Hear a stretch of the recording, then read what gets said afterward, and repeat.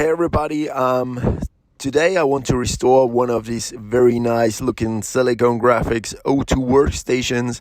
I've picked up this one from eBay and it comes with a few scratches, but the very bad thing is it also was broken on the main case.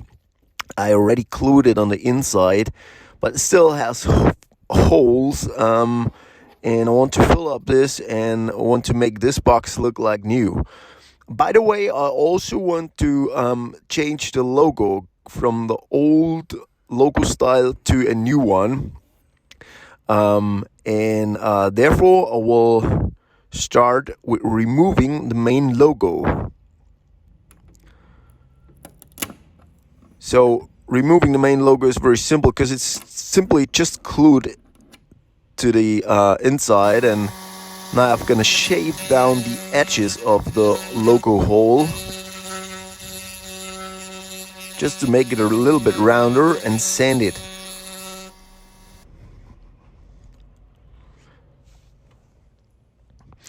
Now I fill up the hole with a polyester glue, and I'm gonna fill up all the holes, and now I shaved it. I sanded the complete box that will remove also all the scratches, and now it's ready to fill her. For filling the box, I taped the symbols because I don't want to fill up that much. I want to keep it as authentic as possible. And yeah, this is how it looks like with the spray filler on. It's now very smooth and flat. For the main logo, I took a reference on my original SGI case. I simply printed the silicone graphic font and glued it to the box, and now I've sprayed the blue color. The blue color was measured by a paint shop.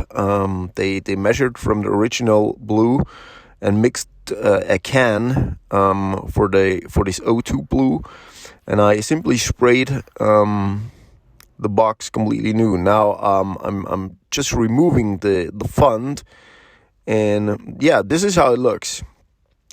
Now for the base, I will do the exactly same process. Here is one of these printout stickers, and I will stick that onto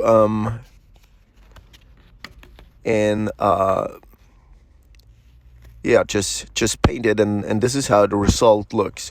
As you can see, the CD-ROM cover is exactly the same blue as the blue of the workstation, and I also took care on this little grainy surface that has the O2 original, and looks very, very nice, and looks brand new now.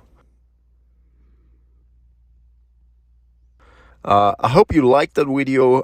I like it a lot, and it looks very nice and very newish now. All right, bye.